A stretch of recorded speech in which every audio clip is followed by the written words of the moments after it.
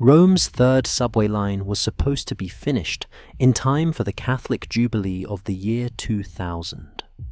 A clean, modern metro connecting the great basilicas of the city, carrying pilgrims from San Giovanni to the Vatican. It was going to be a symbol of Rome's ability to function as a 21st century capital. That was 26 years ago. The line is still not finished. Not because of budget problems, though there have been plenty of those. Not because of politics, though there has been plenty of that too. The reason Rome cannot finish its subway is that every time construction crews break ground, they find another piece of ancient Rome sitting directly in the way.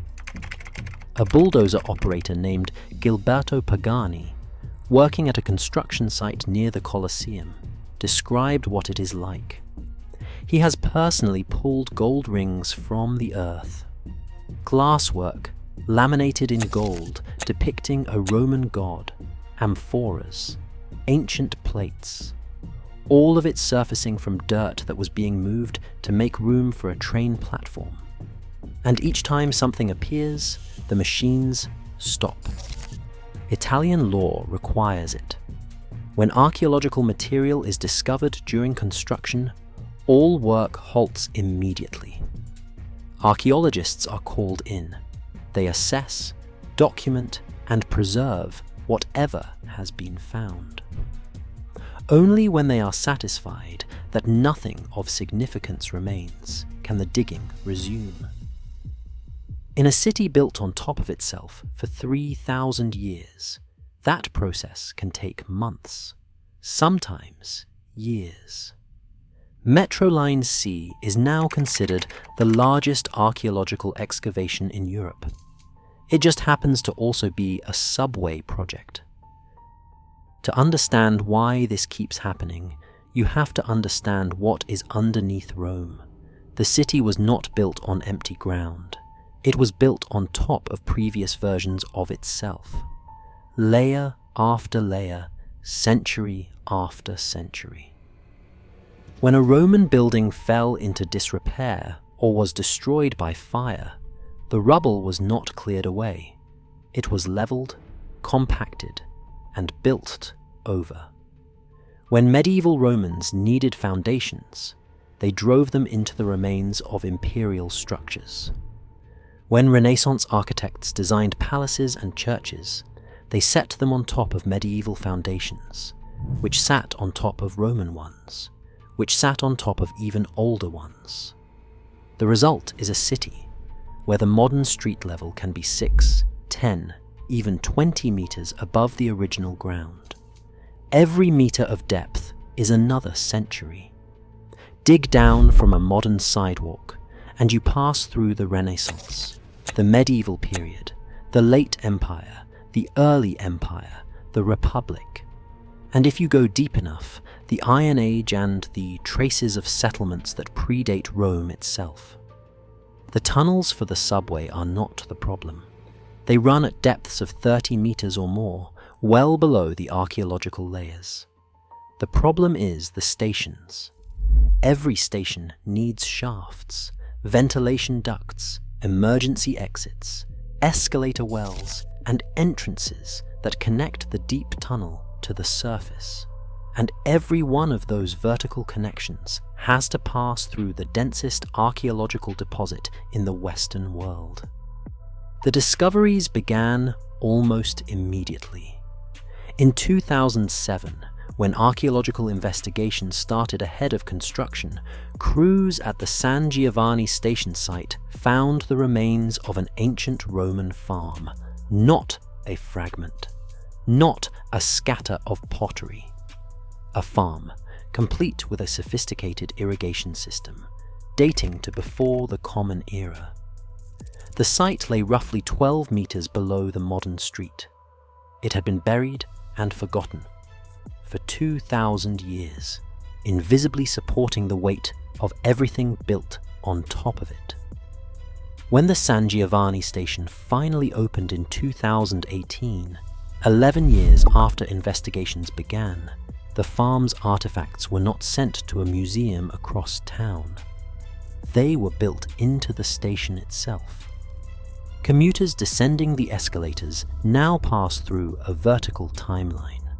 The upper levels display objects from recent centuries.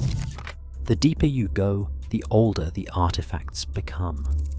At platform level, 30 meters underground, glass cases display pottery, coins, jewelry, and ancient peach pits from a Roman fruit vendor. All of it recovered from the ground the station now occupies. A metro ticket costs €1.50. That buys you both a train ride and a walk through 2,000 years of history. But San Giovanni was just the beginning. A few hundred meters away, at the site of the next planned station, Amba Aradam, construction crews punched through a layer of earth in 2016 and hit something enormous. 40 feet below the surface, they found the remains of a Roman military barracks dating to the 2nd century. It was not a small outpost. The complex covered 13,000 square feet. It contained more than 40 rooms, including the private quarters of the commanding officer. The commander's residence still had frescoed walls. The floors were covered in elaborate mosaics, still intact, their colors still vivid after nearly 2,000 years underground. The state archaeologist in charge of the site described the discovery as the luckiest thing that had ever happened to her professionally, because a normal excavation would never reach that depth. The subway project gave archaeologists access to layers of Rome that no one had ever seen. Adjacent to the barracks, another discovery followed. The charred ruins of a lavish 3rd century home were destroyed by a fire so sudden and intense that it carbonized everything inside without burning it. Wooden beams, which would normally have decayed completely over 18 centuries, were preserved in charred form. The collapse of the burning ceiling had sealed the interior like a tomb. Inside, archaeologists found the skeleton of a dog, trapped when part of the roof fell, still lying where it had died. Each of these finds triggered mandatory excavation halts. Each halt pushed the project further behind schedule. The Amba Aradam station has been under archaeological investigation for over a decade. The mosaics, frescoes, and structural remains are being carefully removed, restored, and will eventually be reassembled inside the station, in the exact positions where they were found. When it opens, the station will function as both a transit hub and an archaeological museum built around ruins that were discovered by accident. And then there is Piazza Venezia. Piazza Venezia is the geographic and symbolic center of Rome. It sits at the foot of the Capitoline Hill, flanked by the massive white marble monument to Victor Emmanuel II. The Forum of Trajan is a short walk away. The Colosseum is visible down the Via dei Fori Imperiali.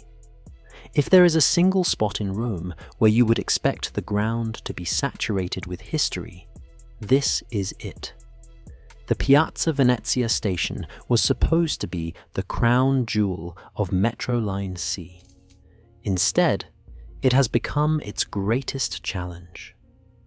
When archaeologists began preliminary investigations, looking for areas of the piazza where construction might proceed without catastrophic archaeological damage, they found almost no safe ground.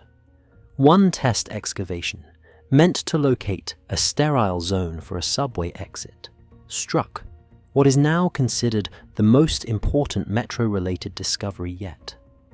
They uncovered the remains of what appears to be Emperor Hadrian's Athenaeum, an elite academic institution that ancient sources say he built at his own expense around 135 CE. The planned station entrance had to be moved, When they dug at the new location, they found a Roman sewage system and a row of ancient shops. In any other city, that would have been a headline. In Rome, it was a relief, a sewage system they could work around. The Piazza Venezia station is now being excavated 85 meters deep. It will encompass 8 stories below the modern city. The project has been redesigned as an underground museum with 66,000 square meters of exhibition space built around ruins that were found during construction. Ancient walls will be displayed in their original positions. The Via Flaminia, the ancient road that once ran through the heart of Rome to the Forum and the Colosseum, will be visible from inside the station. Access points will connect the station directly to nearby archaeological sites, including Hadrian's auditorium. The cost has ballooned to approximately 700 million euros. The projected completion date is 2034. The chief engineer on the project has called it one of the most complicated construction undertakings in the world. And the line still has to continue past Piazza Venezia. The next stretch of tunnel will run directly beneath Trajan's Column, the Basilica of Maxentius, and the Roman Forum itself, then onward beneath Renaissance palaces, medieval churches, and the Vatican. Every meter of that route will pass through ground that has never been excavated at these depths. No one knows what is down there. The situation is unique to Rome, but the tension it embodies is not. Every modern city built on ancient foundations faces some version of this conflict. London, Athens, Istanbul, and Mexico City all deal with the collision between infrastructure and archaeology. But Rome is the extreme case. The density of its buried past, the depth of its layers, and the legal protections surrounding its heritage make every construction project a negotiation between the present and the past. What makes the Metro Line C story remarkable is not just the discoveries themselves, though they are extraordinary. It is the decision that Rome has made, slowly, reluctantly, and at enormous cost, to not destroy what it finds. In many cities, when construction hits ruins, the ruins are documented, removed, and the project continues. In Rome, the ruins are being incorporated into the infrastructure. The stations are being designed around them. The subway is being built not over or through the ancient city, but alongside it. The bulldozer operator who found the gold rings still works at the site. The archaeologist who called it the luckiest moment of her career is still directing the excavation. The construction engineers are still freezing the ground, building sacrificial walls, and inventing new techniques to dig without damaging what lies beneath. And every few months, another orange plastic banner goes up on a Roman street. Another excavation begins. Another piece of a 3,000-year-old city surfaces into the light for the first time, briefly interrupting the daily business of getting from one side of town to the other.